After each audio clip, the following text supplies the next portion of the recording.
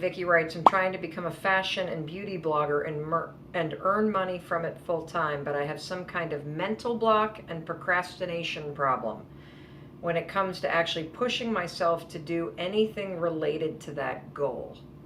This is something that we hear about all the time, that you have this huge goal, yet you cannot seem to push through the mental block, that you have something that you want to do full time, but you can't seem to beat procrastination. This is something that we see over and over and over again. And it's this idea that you don't ever start. You stay trapped in your head. And if you feel paralyzed, if you've been spinning the same ideas over and over and over again, then you know what I'm talking about. You see, many of you are thinking way too fucking big. You're attaching way too much pressure on the things that you're interested in.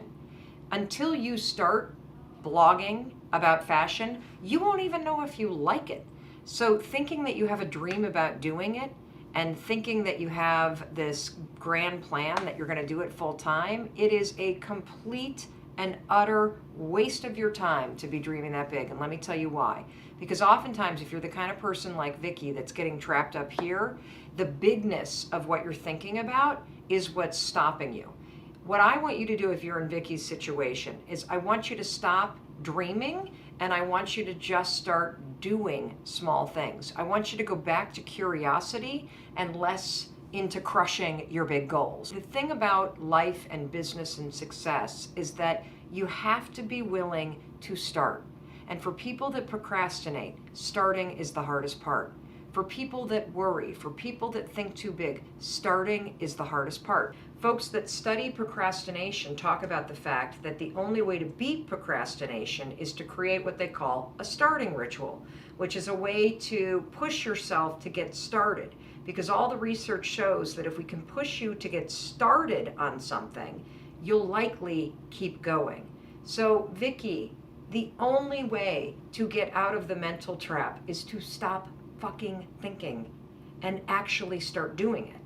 And maybe thinking that this is going to be your full-time employment, that's the wrong way to go about it. I want you to literally just commit to writing some sort of blog about fashion every day for a fucking week. That's it. Don't think about full-time. Don't think about the bigness of it. Actually start doing it. You may discover you don't like it, for crying out loud, but you're never, ever, ever going to advance if you continue up here. How do you force yourself to do it? Well, you can use the 5-second rule for that. You can wake up in the morning and say, today I'm committing to making small progress on this thing I'm curious about, which is fashion blogging. You can find time when you're going to sit down, and then the second that it's time to do it, 5, 4, 3, 2, 1, and start writing. Here's what you can expect to experience if you're somebody like Vicky who has trouble getting out of the thinking loop. The second that it's time to actually move from thought to action, you will become a first-class asshole. You will feel resistance. You will struggle with what you're going to write. You will start to feel like it needs to be perfect. You're going to come up with excuses. You're going to talk yourself out of it. Why? Well, because you're used to thinking. And now you're asking yourself to do. Why am I explaining what you should expect? The reason why I'm explaining what you should expect is because it's normal to feel those things. It's normal to feel scared. It's normal to feel like you don't want to do it. It's normal to think about doing it perfect. Letting those things stop you is a choice. So, let me recap. If you're the kind of person like Vicky that's got all these big ass dreams, but you can't get out of your thinking loops, you can't stop procrastinating, you can't stop thinking about it, you get overwhelmed and so you do nothing, the only solution is micro action. That's it. I don't want to hear shit about your big goals. In fact, for everybody out there, I don't want to hear shit about your dreams and your goals until you're actually taking the actions every day for a couple weeks straight. You don't get to talk about your dreams until you can prove that you wake up and every single damn day you push yourself to take one small action forward. If you can do that consistently for a month, then you can start talking about your dreams.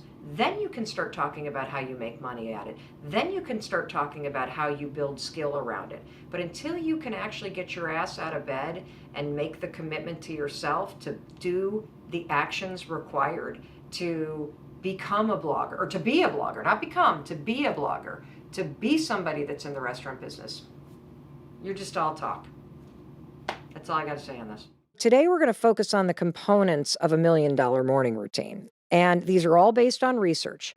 And the thing I want you to think about is this. I really believe in something called behavioral activation therapy. And said very simply, behavioral activation therapy is the concept that if you want to change, if you want to be a better you, just start acting like the person that you want to be in the future right now in your day-to-day life. That the actions that you take today are what will turn you into the person that you want to become. And look, I know you have a vision for yourself. There is a version of you that you hold in your heart and in your mind that you see that is a better version of the person than you are right now. The you that has a better, more fulfilling job or career. The you that is truly enjoying a deeper connection in your relationship or marriage. The you that has better eating habits, better physical habits. The you that really is experiencing a better connection to the meaning and purpose in your life. That life that you envision, you're capable of achieving it. You can do the work to make that version of yourself a reality, but it's not going to happen out of thin air. You got to put in the work. And I personally believe that that work begins first thing in the morning. That every single morning you can wake up and experience a clean slate. You can wake up and you can create a morning routine. Not that the you right now likes, but the morning routine that the future you needs.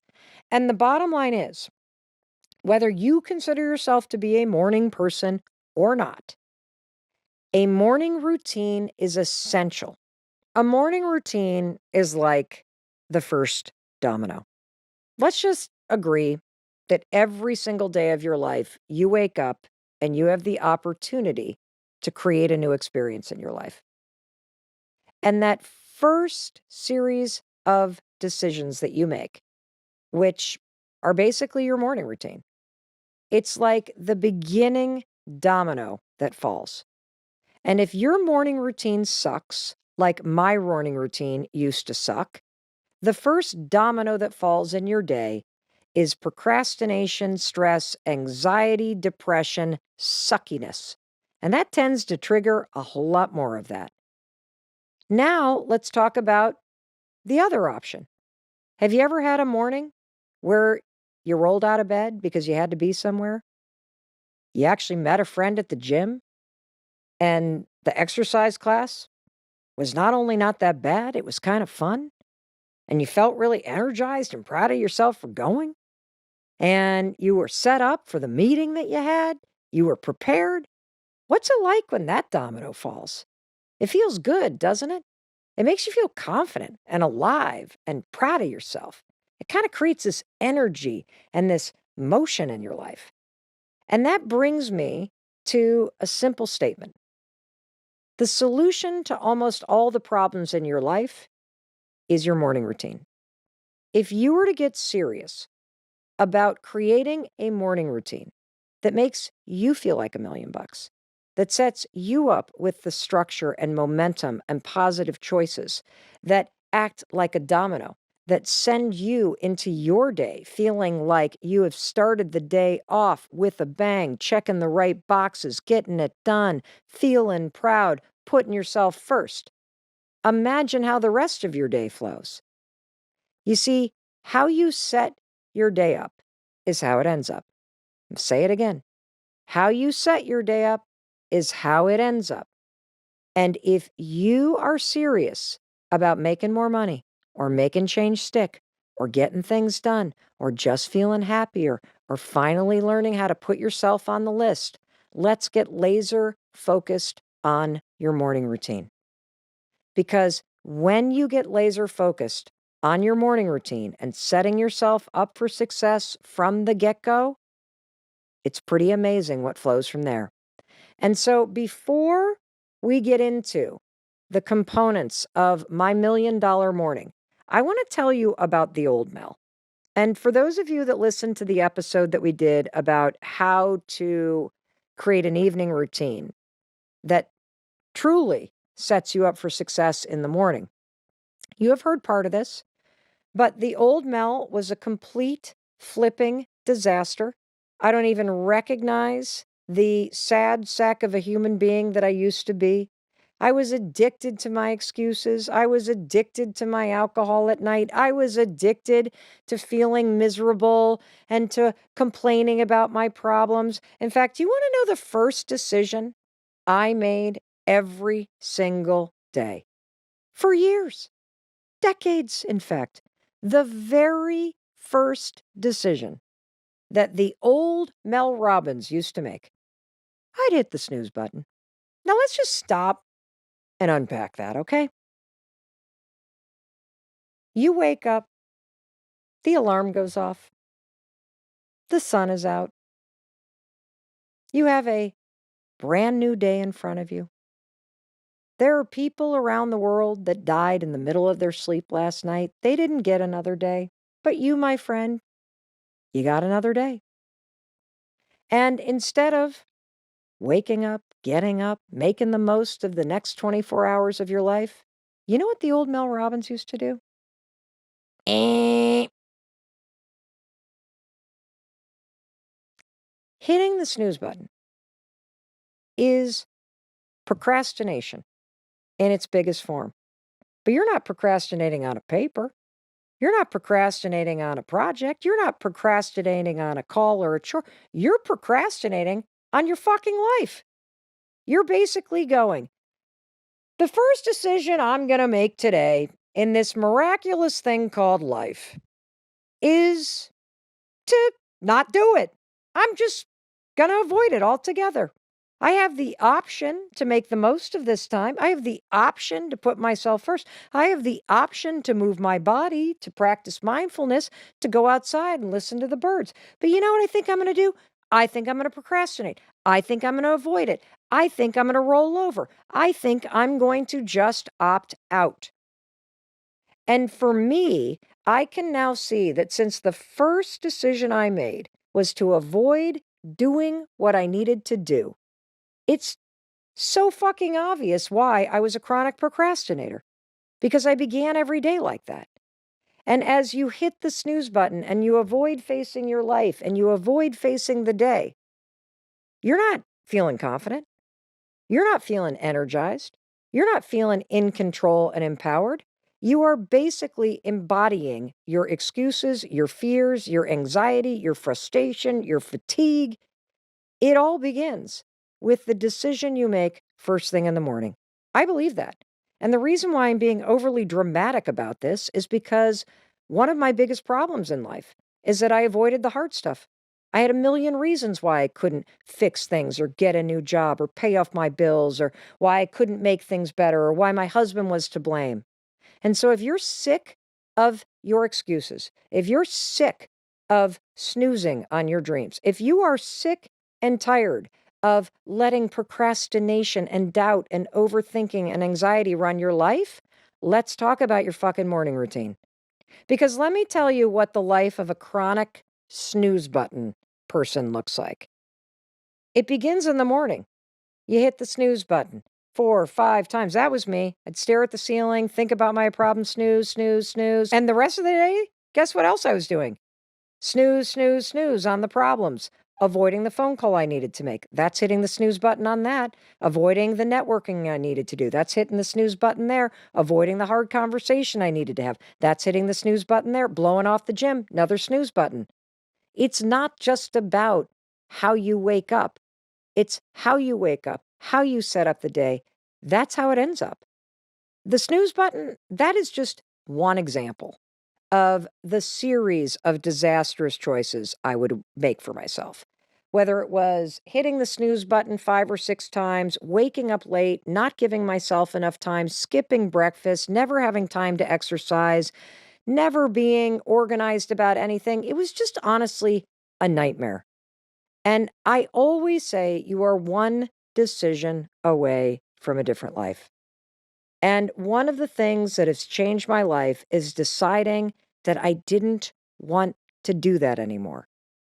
That hitting the snooze button every single morning was not going to help me change my life.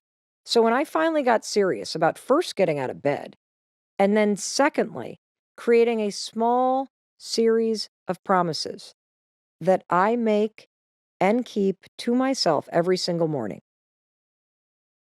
it was a game changer. I'm about to change your life because this piece of research changed mine. Procrastination has nothing to do with work. The people that write to us the most that struggle with procrastinating, PhD students, engineers, entrepreneurs, people that have a lot on their plate, that have a lot of things that they need to juggle, and that are analytical and thinkers by nature. Procrastination is a form of stress relief.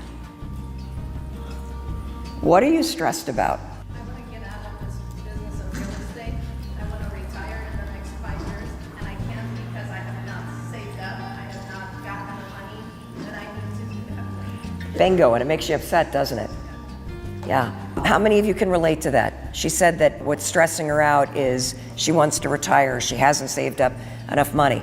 What's really stressing you out is finances and money and the fear that you have. What happens when you struggle with procrastinating, and thank you for being so honest, there's that stresses you out. Maybe you feel the same way. I mean, we felt that way.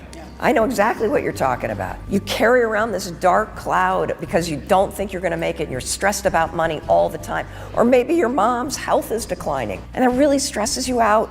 Or maybe your best friends are going through a divorce or you're going through a divorce and that really stresses you out. And so you walk around with this big ass thing on your shoulders all the time. And then you walk into work and you sit down and you've got a list of phone calls to make, which requires your prefrontal cortex. And your prefrontal cortex looks at the list and is like, oh my God, you want me to make 15 phone calls? I've been worried about the money all day. Can we just look at cat videos? I need a break. And next thing you know, 2 hours is gone. You've been online shopping, you've been looking at cat videos, and then of course you look at the 15 phone calls, you're like, I didn't make them.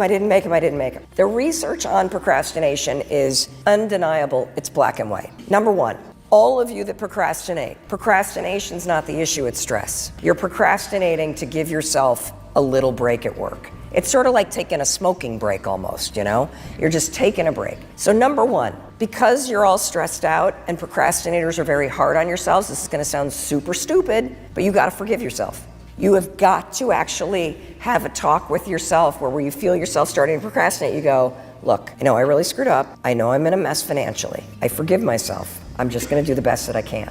So you have to address the thing that's underneath it. So that self-awareness of knowing, oh my God, here's that stress again about finances screwing me over and preventing me from doing the small things that will actually fix my finances. Second thing that you're gonna do, procrastination's a habit, right?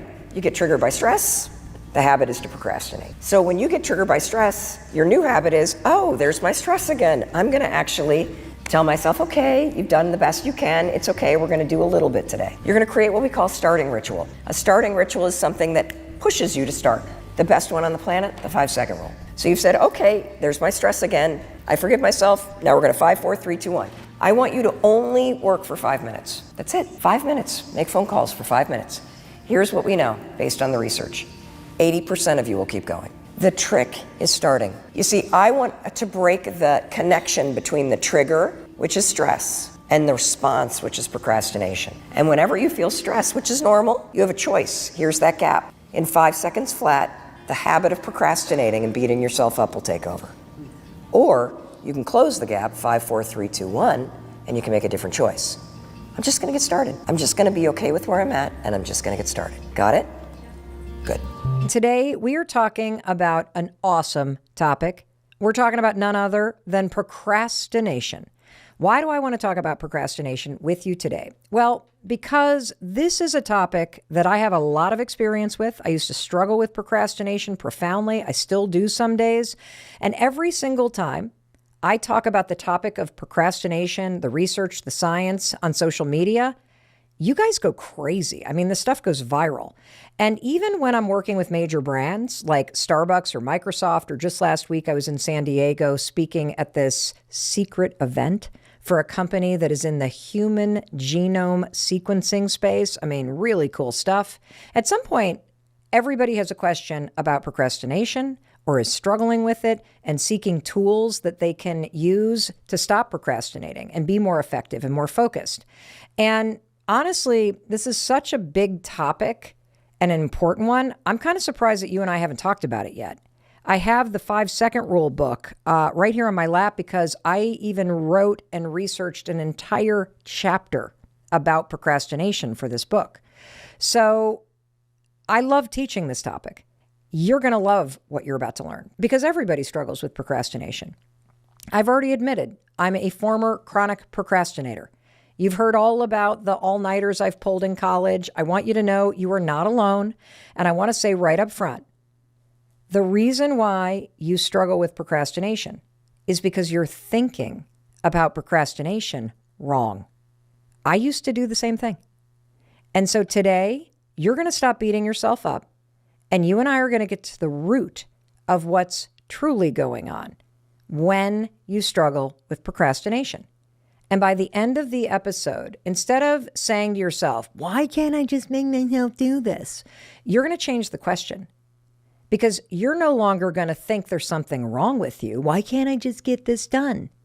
You'll be asking yourself the questions that, based on research, these are the questions that you should be asking yourself when you're procrastinating, which is, how am I feeling right now? What is truly stressing me out? If you want to stop procrastinating, you have to understand it. You have to understand why you do it, and you have to understand the deeper issue that triggers you to procrastinate. And that's why we're not going to procrastinate on the topic any longer. You and I are talking about this sucker today. And I have this incredible question that I want to share with you from a listener named Viddy. And I'm going to play it for you in just a minute. But before I do, I want to give you 4 takeaways immediately because I want you to start changing how you think about procrastination immediately.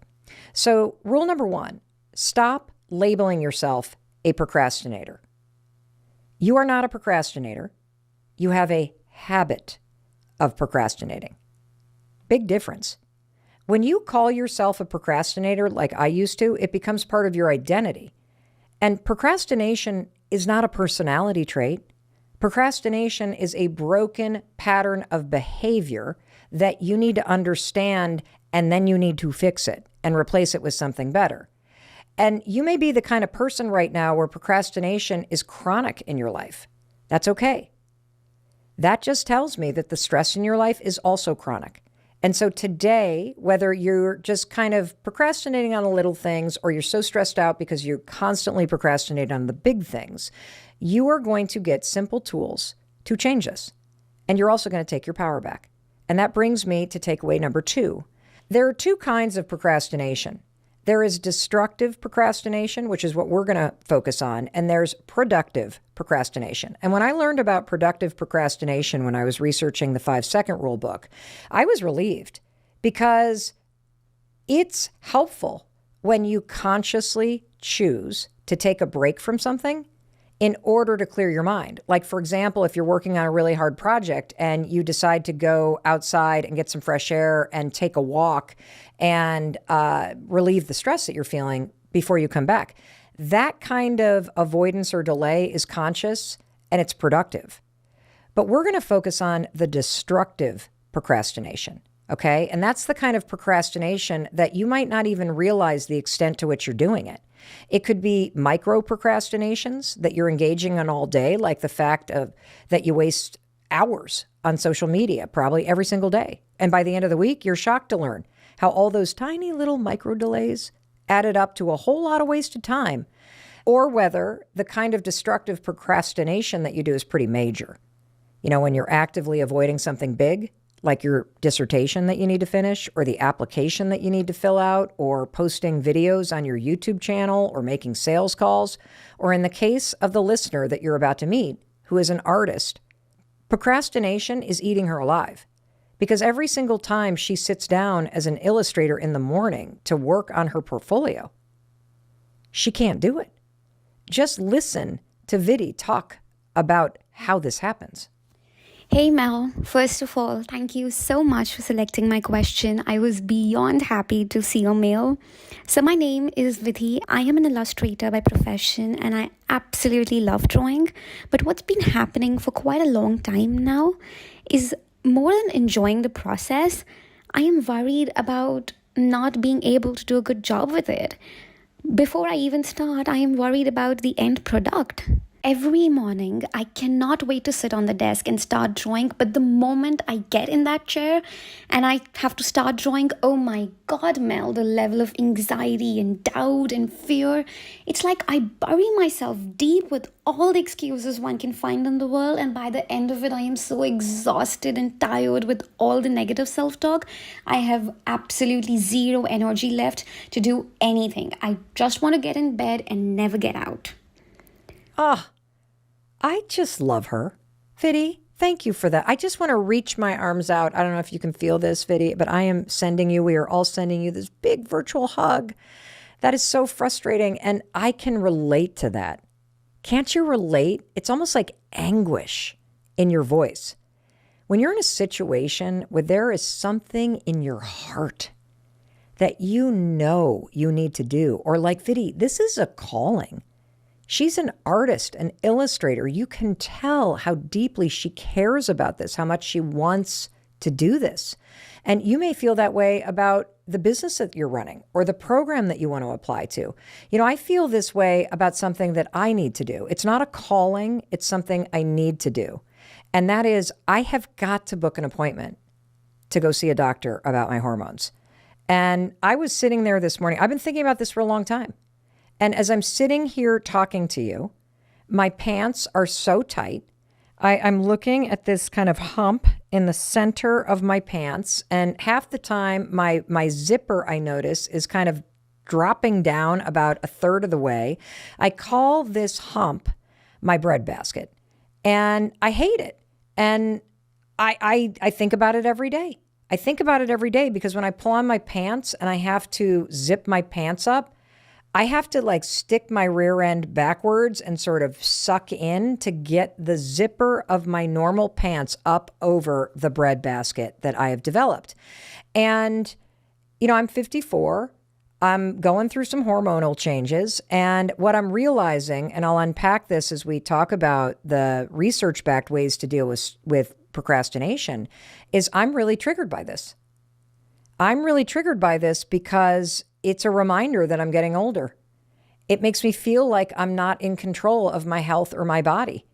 And the other thing that's adding a lot more stress to this topic, because, you know, let's face it sounds kind of stupid and simple. Mel, call the doctor. Like, how hard is that? Why are you procrastinating on that? Well, believe it or not, one of the major things based on research that you and I procrastinate on, making medical appointments, getting medical tests done. So, you know, on top of this, I keep thinking about the fact, and a lot of you know this, that I'm doing this mental discipline challenge for 75 days called 75 Hard, which I talked all about on that episode, 5 Essential Hacks I'm Using to Make Habits Stick. So I need to put this in context for you because the last 30 days, I haven't been drinking alcohol. I'm exercising twice a day. I am drinking more water than ever. I am healthier than ever. And I would think that I would feel really good in my body. And I know some of you look at me and you're like, Mel, come on, like you're my body goals. Like stop bitching about your body. But the truth is, this isn't about what I look like. This is what I feel like in my body. And I know it's confronting me because I'm getting older. And the shit that I've been doing my whole life to stay healthy and vibrant and feeling good in my body, it's not working. Clearly it's not working because I'm getting that thickening in the middle. And as I talk to my girlfriends about this, you know what they say? They say, yeah, like I went to my doctor too, Mel, and you know what they told me? Yeah, just stay active. You'll probably gain 5 to 10 pounds and then it'll probably come off when you're 60. Talk about triggering. So I relate to this because it's something I'm thinking about. It's something that's on my mind. And I bet you've got something like that too. And so before we keep going, I want you to think of something in your life, something like Vidhi's describing, Maybe you got to sit down every morning and you're trying to inch forward on some project and you just can't get yourself to do it. Or like me, you're procrastinating on making a medical appointment. Or maybe it's the sales calls. And I'm telling you this because I want you to not just listen. I want you to apply this in real time to what you're dealing with, because there's a lot more going on when you're procrastinating than you realize. And that brings me to this question.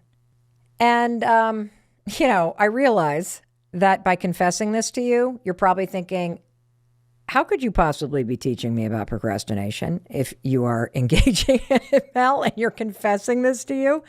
Well, I once heard somebody say that you're best equipped to help somebody that you used to be. And I used to be a chronic procrastinator.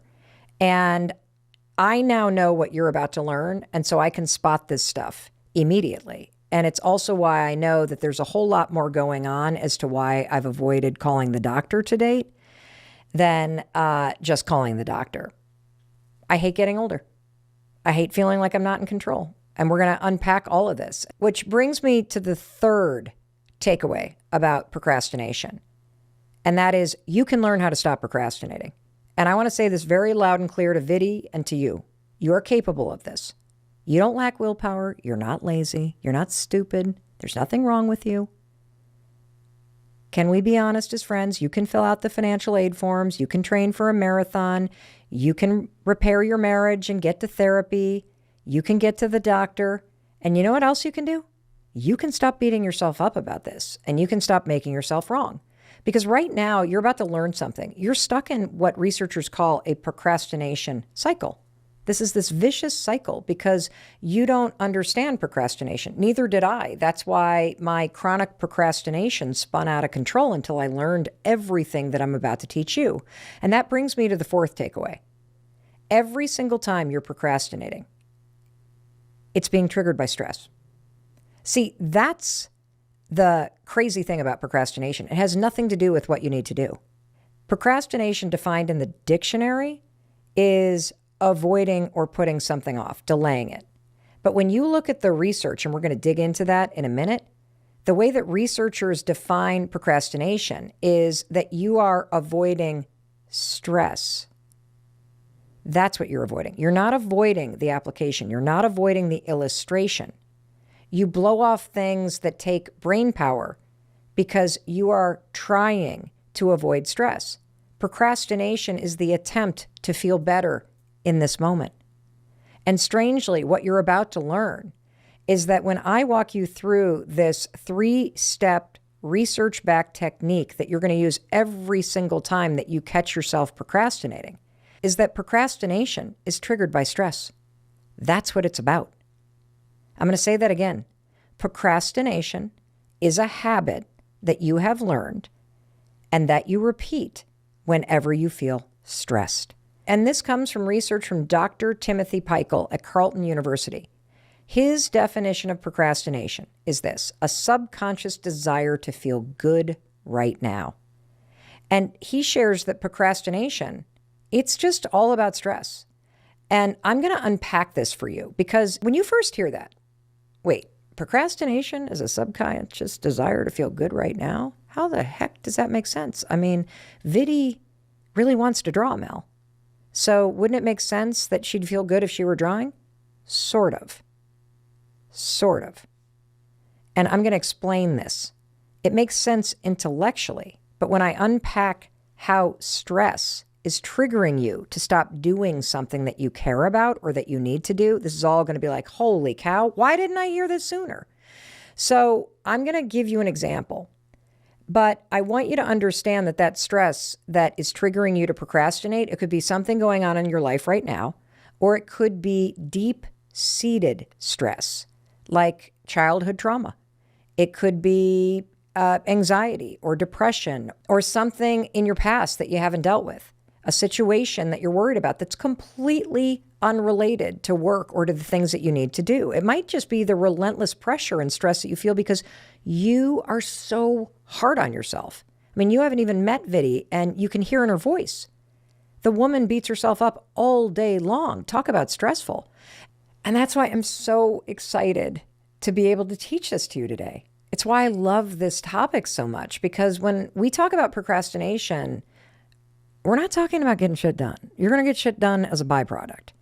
But when you truly understand the research and the topic of procrastination, it's about self-awareness, stress management, and being effective and productive on the things that matter to you. It's about feeling a sense of control and agency in your life.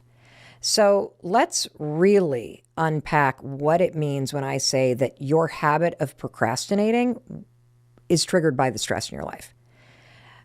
Stop and think for a minute. What is stressing you out right now?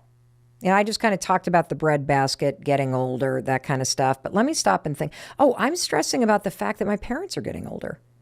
And I haven't seen them in a while. I'm going to go see them in a week, and it's making me realize, my God, we have not seen each other. And I hate that. I hate that. I hate that. It stresses me out. Maybe the same is true for you. Or maybe your mom and dad, their health is failing, and it's really upsetting you. Or perhaps like I used to have profound financial stress, like just crushing, relentless financial stress. Always on my mind, always worried about it. Or your best friends are going through a divorce. Maybe that's something that's on your mind and it's really bothering you and you don't know what to do about it. And so here you are in your day-to-day life. You got this big thing that is on your mind.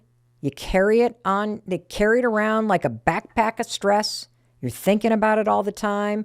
Maybe it's even just in your subconscious, just grinding away at you. You haven't been working on the dissertation. Oh my God, I need to work on that thing. And why am I not getting to it? And oh my God, I need to do this. And so here you go.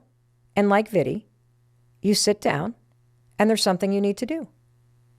Maybe you have to work on your portfolio. Maybe you got to make a few sales calls. Maybe you need to sort through all of those medical bills and figure out like how to get compensated and reimbursed from insurance. Talk about like something that requires concentration. Maybe you're working on your business plan. Maybe it's something you're really excited about. You're working on the next chapter of your book. But as you sit there and you start to do the work, here's what's interesting. You need to concentrate, don't you? Like doing that thing requires a bit of focus. It requires your prefrontal cortex to engage. You've been learning all about this on the Mel Robbins podcast. But you got the stress backpack on your back. You got all of this stuff ruminating through you. And it might not be something that is present of mind. It might not be like maybe all your kids are doing fine today. And so you're not worried about, you can't put your finger on it. Your stress backpack might be the fact that you're still living with the effects of childhood trauma. And so when you walk into work and you sit down, or you've got a list of phone calls you need to make, or you've got a report you need to finish, or you've got something you need to edit, and that's going to require you to concentrate, your brain literally looks at you and is like, excuse me? You want me to do an illustration right now? You want me to make a phone call to a stranger and try to sell them some of this stuff right now? Have you not seen that I have a stress backpack on?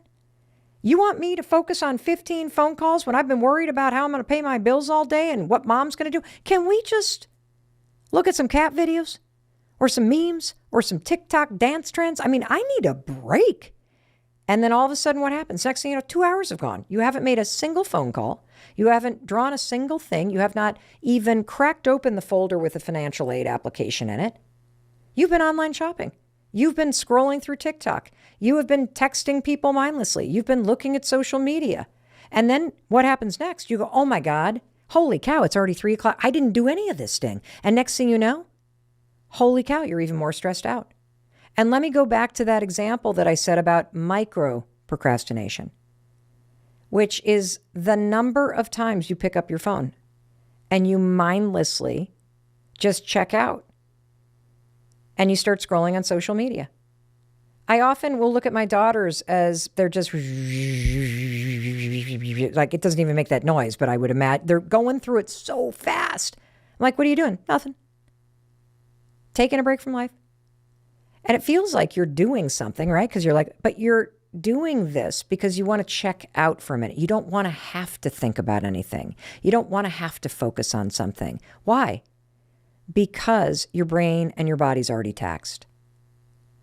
See, when you're stressed, it triggers that fight, flight, freeze alarm system in your body. You want to know what procrastination is? It's freezing. I'm going to say that again because I can feel the wake-up calls going ding, ding, ding, ding, ding, ding, ding as you're listening. I'm going to say that again. You know that you have a fight or flight response, right? When you get stressed out, you go on edge.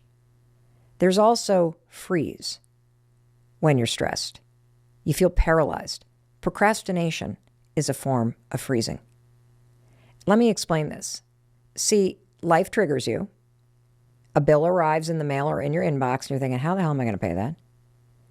All of a sudden, you get triggered by stress. Your brain goes into survival mode to protect you, and you freeze. So, without even thinking about it, you procrastinate on something. Why? Because you're trying to feel a little better right now. That's why you look at social media. That's why you blow off the 15 phone calls, because those feel hard. That's why you blow off the writing that you need to do, or the video that you need to shoot, or the thing that feels hard. And then what happens is, because you've blown it off in order to feel a little bit better right now, you get a little behind. And guess what happens? You then feel more stressed. And this is exactly what Vidhi is experiencing. And this is why you got to get in front of this procrastination habit, because this will very quickly spiral out of control. And here she is talking about how she gets triggered, that when she sits down and she starts to worry about, and here's her stress, is it going to be good enough? I got to get this right. I don't know if this is the right drawing to do. And she starts thinking and thinking and thinking and thinking. And she even uses the word siren naturally. She even feels like it's an alarm that's getting triggered. Listen to this. I realized whenever anything good is about to happen, a siren goes off inside my head. Oh, it's too good to be true. Oh, it's too good to be true. Oh, you think you can do this. Seriously, you can't. They chose the wrong person. You're clearly not good enough. There are hundreds of much more talented artists. When you finish this project, they'll know that you are a fake, that you are not good enough. So I think you should just stop doing whatever you're doing right now. So, yeah. Every time something good happens, I find myself running from it. And I think we name this self-doubt as a wanting to be perfect. And for God's sake, I don't even like perfect. I don't want my drawings to be perfect. I like the imperfect parts of my drawing. And another thing, sometimes this negative talk, this negative voice gets so loud. I know that if I do certain things, like if I go and give myself a high five, I am going to feel better and I will be able to get back and do my job. But I just don't do it. I just don't. It's like feeling shitty has become a comfortable feeling. I don't even know if that makes any sense. That last line, it's like feeling shitty, has become a comfortable feeling. Vidhi, what you are describing makes perfect sense. What you're describing is how stress and this desire, this tension between just trying and expressing yourself and this deep-seated fear that it's not going to be right or it's not going to be perfect, and how that paralyzes you. That's why you're procrastinating. And what you're describing is how it triggers you to freeze when you sit down to work as an illustrator. And now you are in a vicious cycle because you're so used to feeling this way, it has become comfortable. And I want to make a really clear distinction, everyone, that the word comfortable doesn't mean you like it. The word comfortable means you're used to it, that it's normal to feel shitty. It's normal to feel stuck. It's normal to feel like you know what you need to do, but you can't make yourself do this. And I want you to hear me loud and clear. This is normal. This is a normal experience to have, and you can do something about it. And if you relate to Vidhi like I do, good, because then you're seeing it. You're seeing that you're trapped in this cycle, and seeing it is really the first step, and you going, okay, good, because I'm going to break the cycle. I'm going to replace it with something else. If you're still trying to spot yourself in this vicious procrastination loop, let me give you another more relatable example that I've been hinting at several times.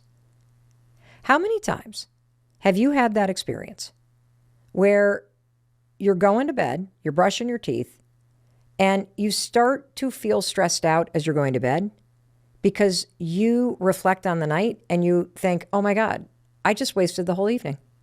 I just spent 3 hours scrolling through social media while I was lounging on the couch, watching something on Netflix, and I'm not going to get that time back. And now it's too late. And I know why you did it, and so do you. You were stressed out. You finished the day, and you were tired, and you were stressed, or you were worried about something, or you felt like, my God, I've been concentrating all day. I just need a break. They call this revenge procrastination. When you literally do nothing at night, you blow off time, you waste your time because you're getting back at your job because it stressed you out. And, look, is it a big deal to scroll on social media now and then? Of course not. But when this habit of micro procrastination or revenge procrastination starts to cause a cycle of you coming home and feeling stressed out all the time, and now you're going to bed stressed out and you're waking up stressed out, and you didn't take the time tonight to set yourself up tomorrow morning, and now you're waking up stressed out because you're feeling behind based on what happened last night, this is how the stress builds and builds and builds. And so I think the big question is this: Mel, what do I do about it? You now got me freaked out. I'm no longer frozen. I want to run. I want to take a sledgehammer and break this cycle in half. I have to confess something to you. I am procrastinating right now. I'm stressed out. I'm overwhelmed. My manuscript is due in a matter of 24 hours or so. And look, I'm even losing my train of thought in this video. And instead of working on the manuscript, I've become a passenger to my stress, and my stress has triggered me to take on a project. See this fridge? It would be empty. It has no shelves remaining in it because I thought the day before my manuscript is due, maybe you should spend a couple hours pulling the refrigerator apart, take everything out, put it on the counters. Why not hand wash all of the shelves there for the fridge? Because, that's going to help you with the manuscript. Oh, and the piece of glass, that's going to help you with the manuscript that is right here that needs your editing, Mel. Oh my God. It's so funny because the book that I'm writing, it's so awesome. I can't wait for you to read it. It's called The 5 Decisions. And it's about the 5 decisions that put you in the driver's seat of your life, because on the road of life, there are passengers and there are drivers. And at any moment you can choose to be one. Either a passenger or a driver. And right now I'm a passenger to my stress. And the key to being a driver in your life is recognizing when you get hijacked by old patterns, when your stress and your uncertainty and your anxiety kicks you into autopilot mode and you distract yourself and engage in patterns of behavior like avoiding what you need to do. Interesting thing about procrastination is it's a form of stress relief, because if I'm stressed out about the manuscript in the dining room that needs final editing, one way to avoid having to deal with what stresses me out is to procrastinate and find something else to do. Find something that lets your brain take a break from the thing that's hard, the manuscript that I need to be editing right now, and give your brain a break and relax by doing something like emptying out your entire fridge, washing all the stuff in the sink. So what do you do when you realize you've become a passenger to your stress? How do you get back in the driver's seat? Well, number 1, you got to recognize what you're doing. Number 2, don't make yourself wrong. You're human. You're going to go back and forth between being a passenger and a driver all the time. Number 3, the second you realize that you've just been hijacked, you have a choice. You can continue to clean out the fridge. Oh, look, I haven't taken the trash out either. Oh, and isn't that nice? My ADD is on fire today. Number 3, you've got a choice. You can continue to procrastinate. Choose it, enjoy it. Or you can interrupt the fact that you're being carried away by it. And you can 5, 4, 3, 2, 1. I'm going to quickly put all this crap back in the fridge. And I'm going to get back to the thing that I've been avoiding. Mel, what's the difference between being lazy, being procrastinator, having excuses and doing nothing. So let me attack those one by one. Being lazy is fine. Like if you know you're lazy, more power to you. That's great. You know what's great about lazy people is they don't make themselves wrong.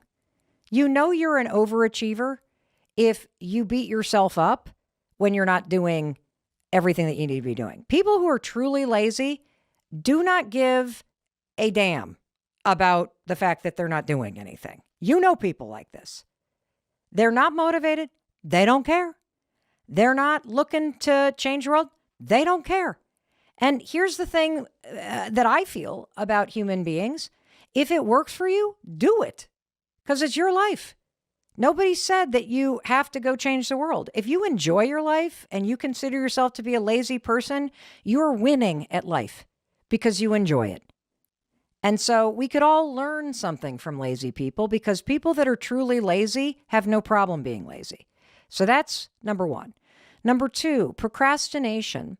Procrastination is a habit that is triggered by stress. Let's say that again. Procrastination is a habit of avoiding what you need to do because you're stressed out. And there's a lot of research around this. So I'll explain it very, very quickly and we'll do a much bigger episode around it. But when you are procrastinating, it's typically because you need to do something that requires brain power. And when you're stressed out because mom is sick or you got to pick up the kids at school or you have a big assignment at work, when you're stressed, the idea of having to tap into more brain power and more energy to focus on something else, that's the last thing your brain wants to do.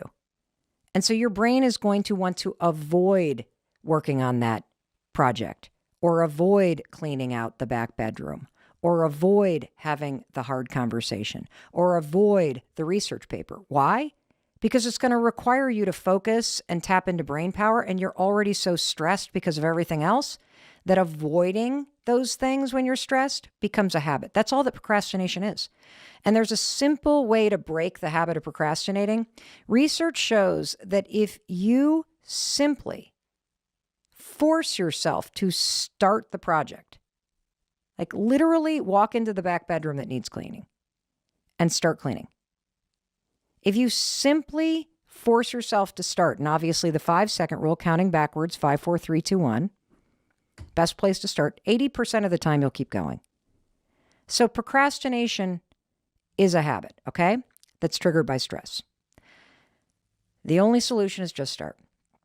The third piece that you said was excuses. So excuses is when you are actively campaigning to not do something. That's what an excuse is. It's when you are convincing yourself not to do something, okay? Do you notice that all three things that I just explained, being lazy, procrastinating, and excuses, those are things that are very busy. When I'm asking you to do nothing, I'm asking you to be hyper intentional about unplugging for a second.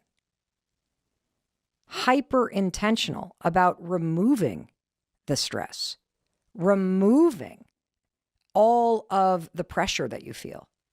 I'm asking you to do something really positive for your mental health, for your stamina, for your energy, for your resilience, for your presence. That's what doing nothing is. It's not being lazy. It's not procrastinating. It's not an excuse. It's literally just allowing yourself to take a break for a second because you deserve that. So Leela is up next, and I love this because she listened to the episode we recently did that you guys loved. Holy cow, it was one of the most shared episodes on Spotify. I'm so glad you got a lot out of it. And a lot of you responded to the fact that I connected your habit of procrastinating to the fight or flight response that we have when we get stressed out. You know how when you get stressed, you have that fight, flight, or freeze.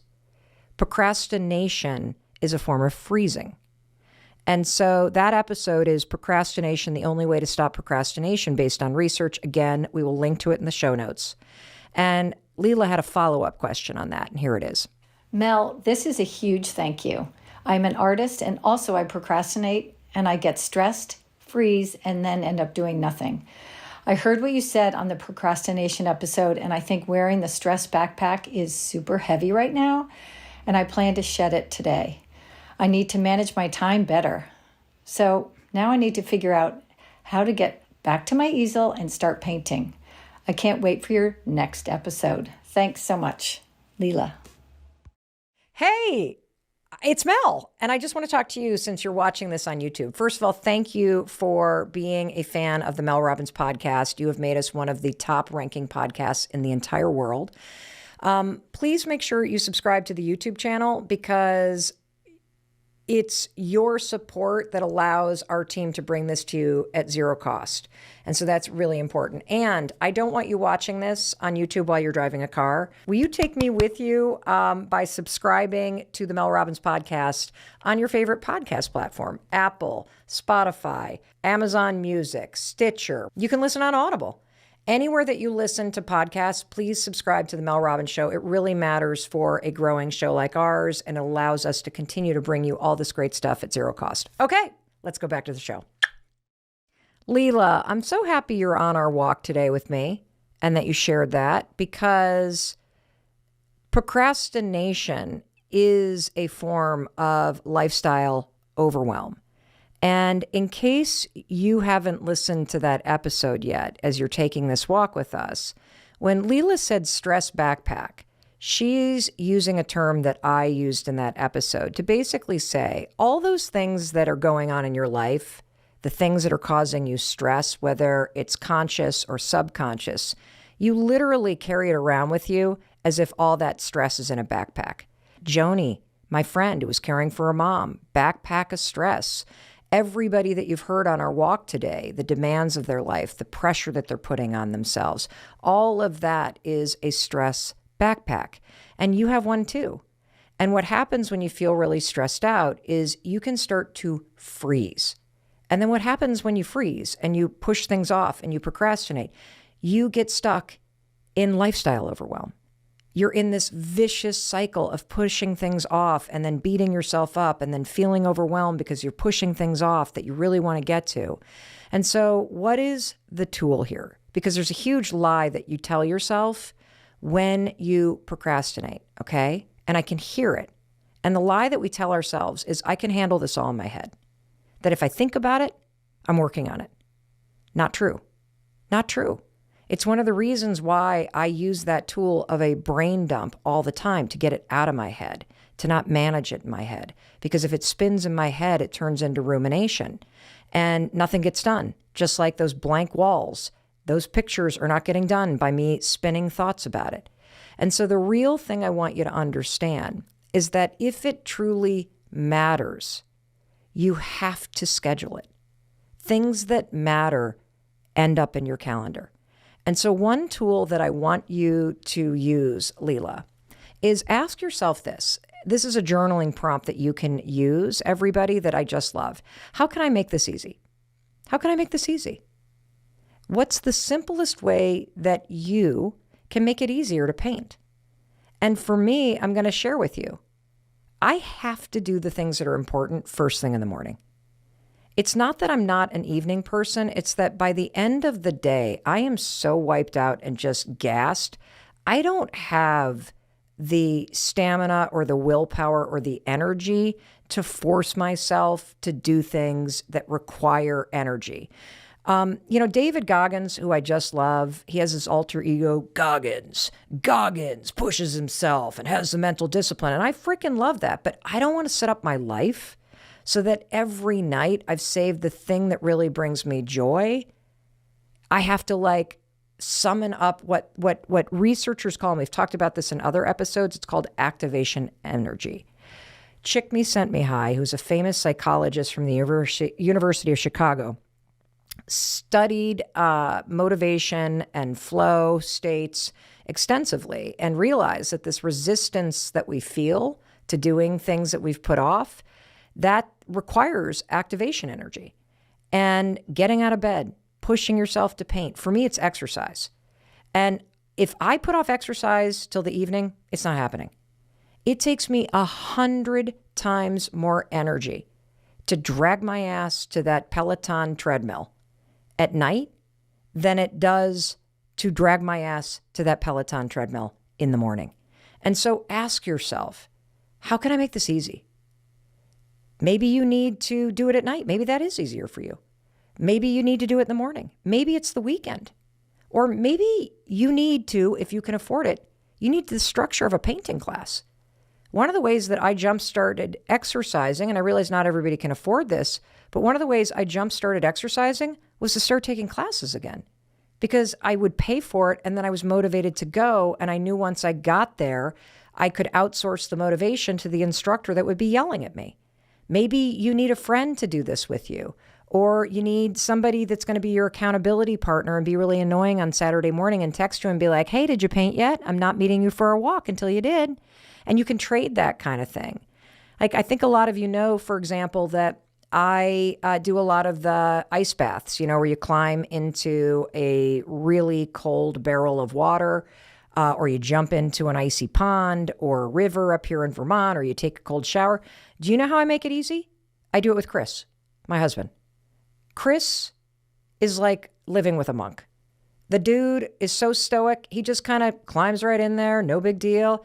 He shames me into doing it. That's how I make it easier. He goes in first. Now I'm like, oh God, now I got to do it. But if I have to do it myself, it's hard. And so that's what I want you to understand. Procrastination creates overwhelm.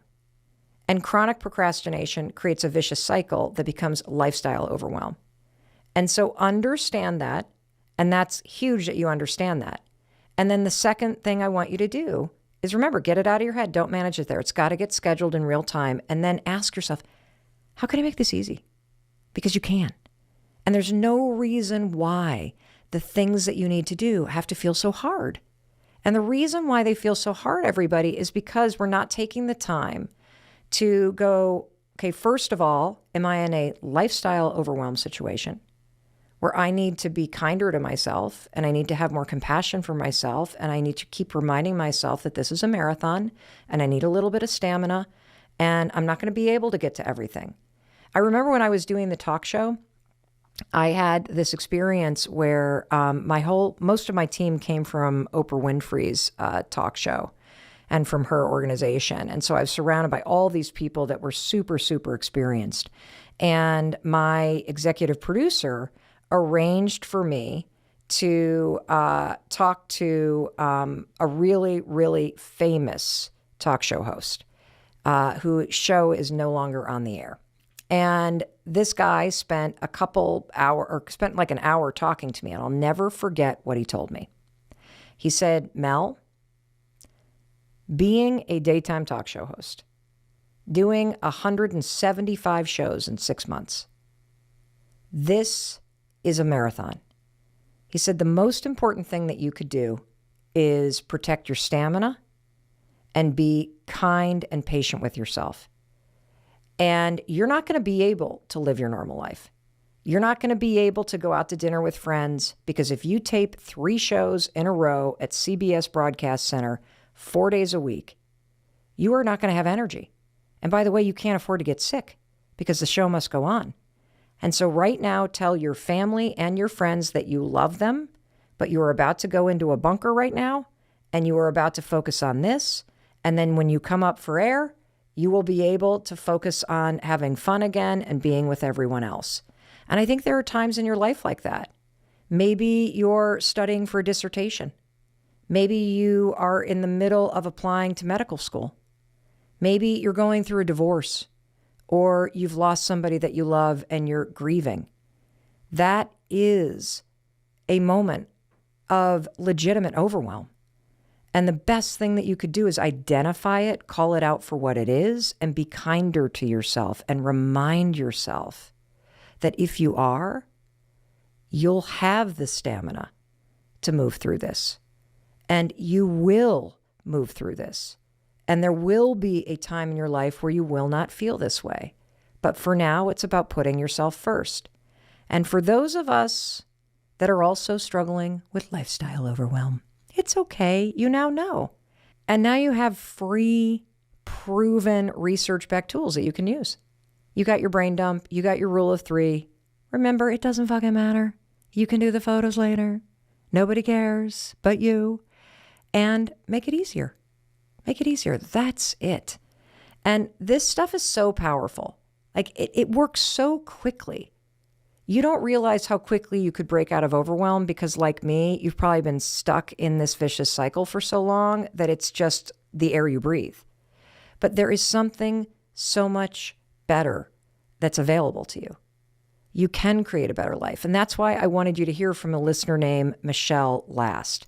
And pay attention to the joy and the lightness in her voice. I wanted to invite Michelle on this walk with us because I want you to know that this is available to you when you finally take back control and you stop letting overwhelm run your life. Holy shit, Mel. I just listened to your podcast on procrastination and it changed everything. You're the first person I've heard talk about money anxiety, oh my God, in a way that resonated with me. And you know what? I paid a credit card bill today that was 6 months late. I was in freeze mode. And when you said that on the podcast, I burst out crying. I mean, it was like a gut punch and you thawed me. I paid that damn bill this morning and all of a sudden I realized that I have more time on my hands. Like I was sitting there wondering what I was supposed to do. I had energetic time because I'd been thinking about this bill for 6 months. I've been torturing myself and holding myself back from my greatness. It's like 5, 4, 3, 2, 1. I mean, what if it doesn't have to be hard? What if I can do the damn thing? Thank you so much, Mel. I'm really forever grateful. Michelle, I'm forever grateful. And I'm really proud of you. And the thing I want to really highlight, because I can hear the energetic freedom. I can hear how light you are. And what I want to point out is, until you do the damn thing, you don't realize how much thinking about something and avoiding it and feeling overwhelmed by it, how much it's robbing you of energy. I relate to that because I feel that way about that damn picture wall. And I've gone through periods of my life where I didn't pay my bills because I couldn't pay my bills, but I thought about my bills all the damn time. Overwhelm is torture. Feeling like you're stuck in a vicious cycle where you got to do more, or you got to move faster, or you got to put this, it's just pressure and it's keeping you stuck there. And so now you know the truth. You can focus. You can prioritize. You can use the rule of 3 and just focus on doing the important things. Not everything is important. And when you stop acting as if it is, you will able to get done what needs to get done. See, overwhelm goes away the minute you start to take control. And that usually happens, honestly, with a simple pen and a blank piece of paper. That's it. Do the brain dump. Pick 3 things. Tell yourself, that doesn't fucking matter today. Remind yourself that anything that is an emergency bubbles its way to the top. And always ask yourself, how can I make this easier? How can I take the pressure off? How can I do the damn thing? And just pick one of those 3 and get started. 5, 4, 3, 2, 1. Pay that bill. Make that call. Write that next paragraph. Roll out that yoga mat. Pick up that guitar. Or for me, write that eulogy. And then on the plane ride home, log into Shutterfly and see if you can find all of those photos that used to be stored there. Do what you've been avoiding. Follow the rule of 3 and give yourself a fucking break if you're feeling legitimate overwhelm, because it will be over. But you have a choice over whether or not it's your lifestyle anymore. And for crying out loud, stop telling yourself those 4 lies. No, you can't handle it in your head. No, rushing won't make you fit it all in. And no, everything's not of equal importance. And no, you don't need to do more. In fact, you need to do a lot less. You just need to do the things that really matter to you. And when you do that, you, my friend, are going to get your life and all of that energetic time back. And I so want that for you. People procrastinate because they can't regulate the pleasure. They want the immediate pleasure now, and they can't delay it to the future. So they're unable to self-regulate. Well, I agree with that, but that's not the only reason. People tend to either choose or claim, two C's, choose or claim handicaps in life. What does that mean? They choose to put something in their way. I was just talking to a person yesterday, and the person was saying that their teenage son loves pizza, but also is pretty good on basketball. So if he doesn't think he's going to win that night, he eats a pizza. If he does poorly, he can say, yeah, I lost. I shouldn't have had that pizza. See, it's not me that I didn't have the skill to show. It was the pizza. So people will choose handicaps, or they claim handicaps. They'll say, I'm shy. I'm just saying, that's what the literature says. It's not my fault. It's that thing. But life is interesting. I want to ask you a question, though, because you just use, the quote, choosing a handicap by saying I'm shy, which Right. I'm sure everybody listening that feels like they're introverted or shy or has quote social anxiety went, but I am. What does that mean, I am? Did you learn that? Is there a gene for that? I have no idea. There's no gene for it. It's a learned tendency. So that is the way you are now. I am not dissing you. I am saying you can change. And isn't that amazing? You're not born that way. Don't tell me that is how I am. Say that is how I am now. I can be different. I can be better. We have 70 years, 80 if we're strong. Yeah, that's all you got. Why are you procrastinating? Leave a legacy. Make the world better. Ms. Robbins, I hope that's what you're doing here with your podcast series. You're making the world a little better for those who are listening. Are there different types of procrastinators? The answer is no. But there is behavioral and cognitive. The cognitive procrastinator is the indecisive, the decisional. We called them in the field decisional procrastinator. Why would somebody engage in decisional procrastination? Because it's beautiful. I live out here in the western suburbs of Chicago. There's a movie theater with 31 movies. Now, imagine going to the movies with an indecisive friend. What would happen? You'd walk up and they would look and they say, I don't know. And you say, come on, what do you want to see? And what did they tell you? I don't know. I don't know. And you go, come on, pick one. Now, this is a brilliant move on these people's part. Because what happens? You decide. And you decide. Now, if the movie is great when you leave, everybody's happy. But if the movie's a dud, what are they going to tell you afterwards? That was a terrible choice. Yeah, That you was picked terrible. it. You made me waste $14. Why'd you ever pick that? Why did we go there for a vacation? That was terrible. Why did we ever buy that car? I think it sucks. Oh, what's the matter with that dining room table? I never wanted that kitchen set. You see? The problem with the indecisive is they let other people do it. I call it in my book, bailing them out. All right? It's okay to let other people. If you want to not make a decision, you have every right not to do it. Not making a decision is a decision. That's true. And therefore, shut up. In other words, you don't have the right to complain afterwards. You forfeited your right. You gave up your ability to complain about it. If you let someone else make the decision, you got to live with that indecisive. I'm sorry. All right? You had a chance. I think this is an area where tons of people struggle. Oh, And yeah. when people write in and say, I'm stuck, I don't know what to do with my The life. first thing is you limit the options. You don't take the indecisive to 31 movies. You take them where there's only a couple. You don't bring them to a smorgasbord buffet because they'll just stand there and go, oh my God, look at all the food. You go eat, okay? No, you limit the options for the indecisive. Do the math, as they say. There are pro and con lists, also not considered effective. But if you do this twist to pro and con lists, it works. You create the pros and con list, and don't just look at which one's longer. Look at within that list, which items do you value? What's more important? The pro list may be short, all right, but it has things that you value more than the con. And this may sound odd, but take your time. All right. In other words, make an informed decision. Don't stall, ponder, pause, but produce. If you want to walk on water, you got to get out of the boat. If you want to succeed, you've got to take that risk. And so what would you fail? So what? Okay? Okay. What happens in your brain when you procrastinate?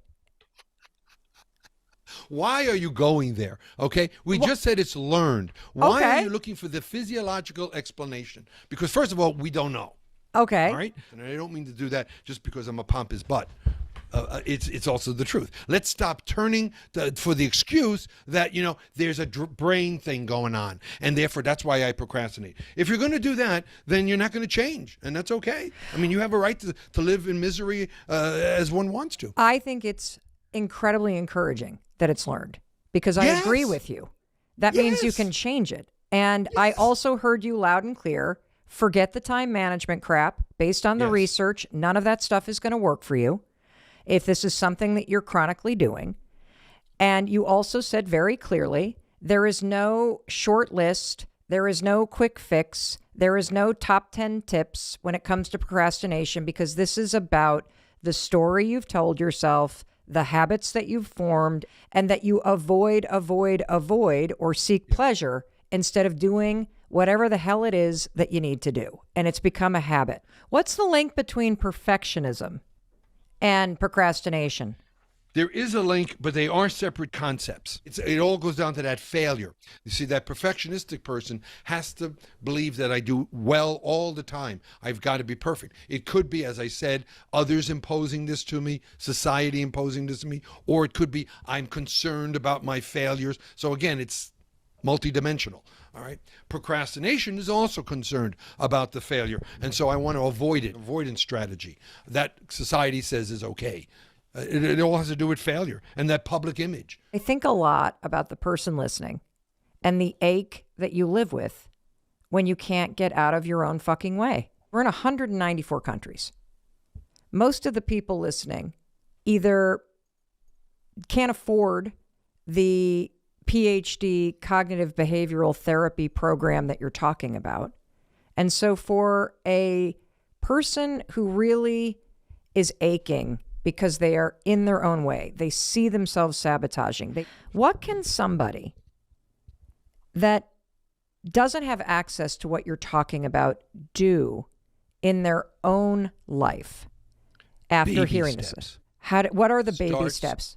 Start small. First of all, what you're doing is you're looking at the forest and you're missing that the forest is made up of trees. Okay. There's that old expression, don't miss the forest because you're focused on the trees. That's not the procrastinator's problem. It's the other way around. They see the forest. Oh my God, this is a huge task. Holy cow, I can't get all of this done. And they forget that the forest is made up of trees. So listener, viewer, all right, it's made up of trees. And so what if you cut down one tree at a time? Oh, that's too much for you? Then let's give me 3 branches. You can't do 3 branches?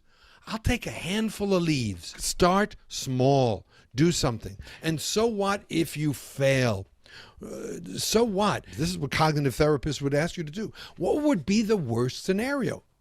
Let me give you some examples of things that people listening to and you're this asking show. me to do the street corner therapy again.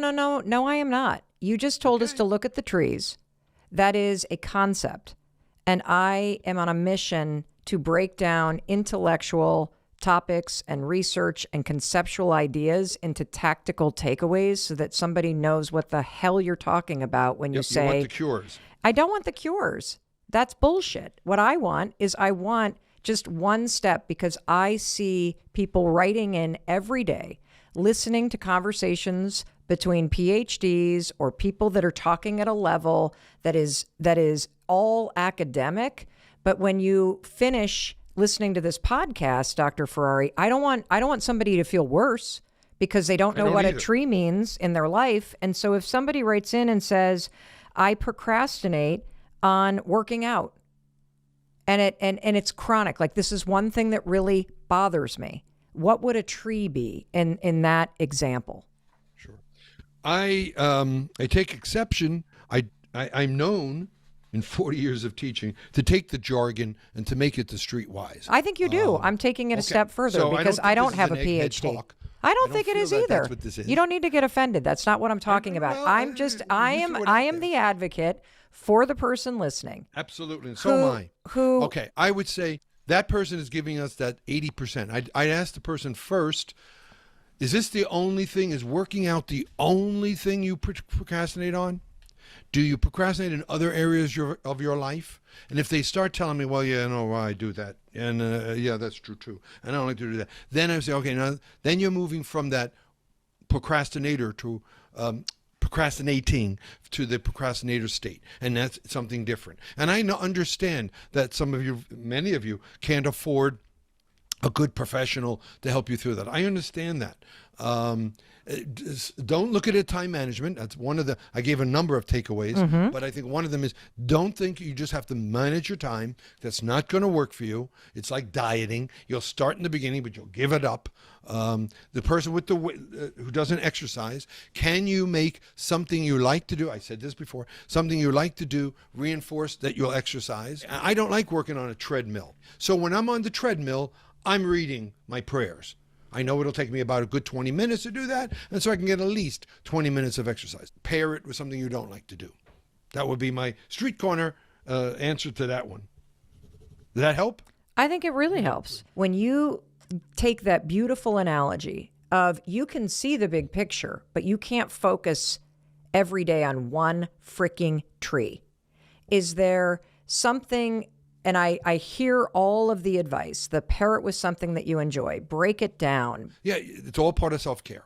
Show care to yourself. Listener, please. All right, you've got to make time. Take time for yourself.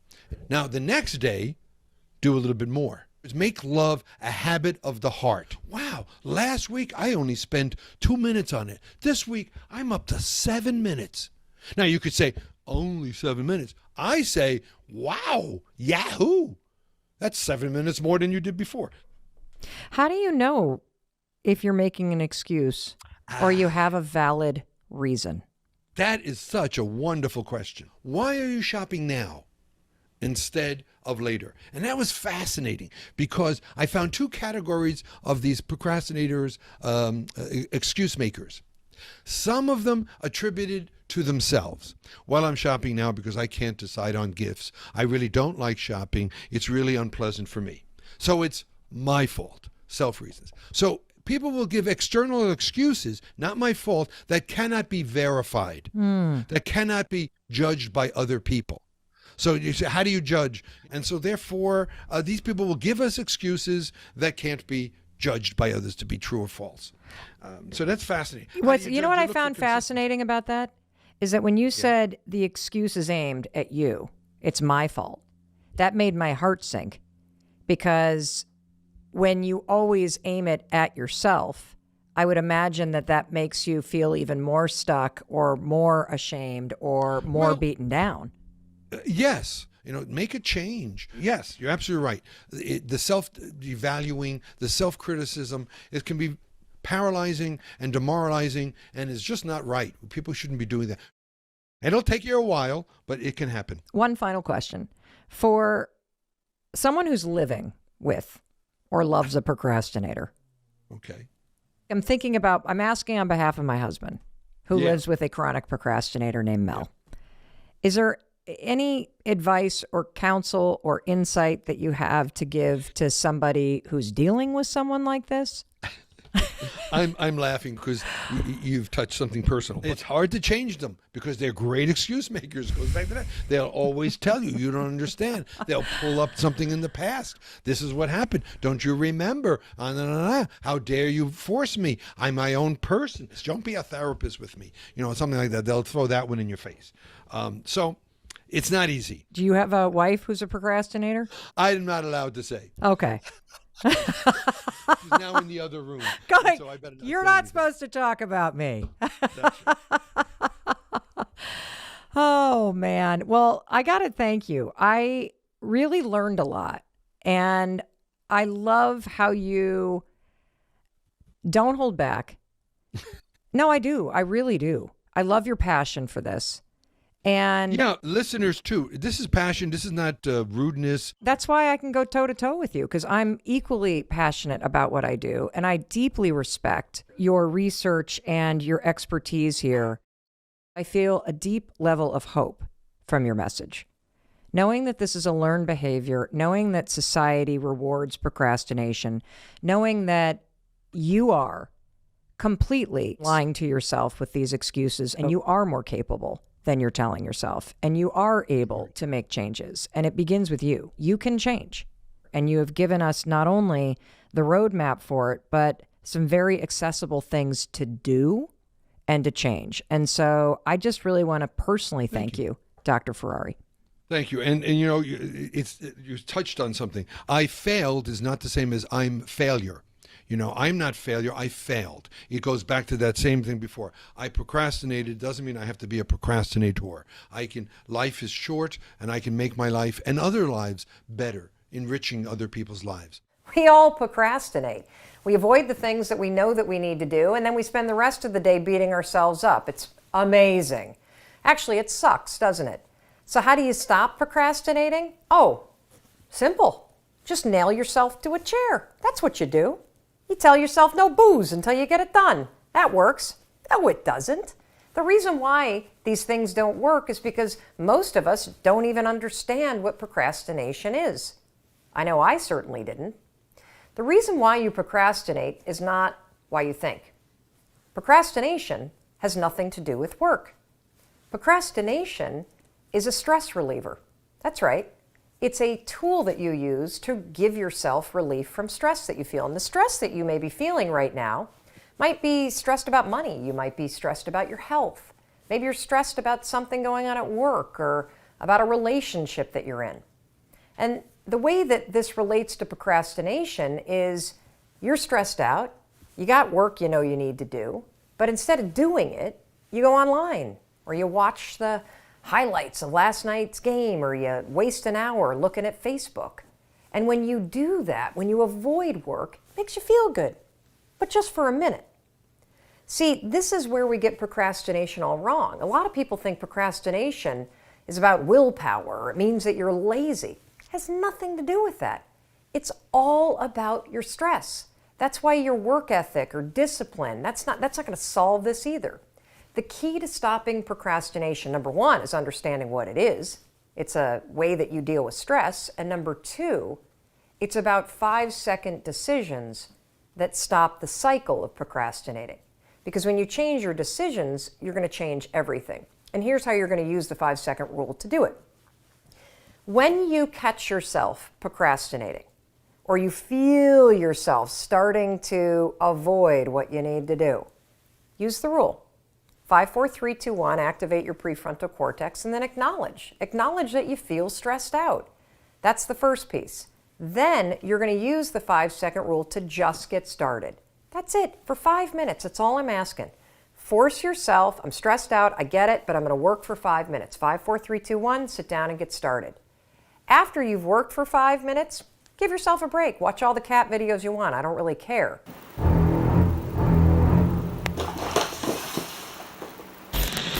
The point here is that this is a way that you can use the 5-second rule in combination with research about beating procrastination that puts you in control of your decisions. Stacy found that when she used the 5-second rule to improve her relationship with herself, there was an amazing result. She stopped procrastinating. In her words, your rule has helped me grow in ways I never thought possible. I no longer procrastinate on anything.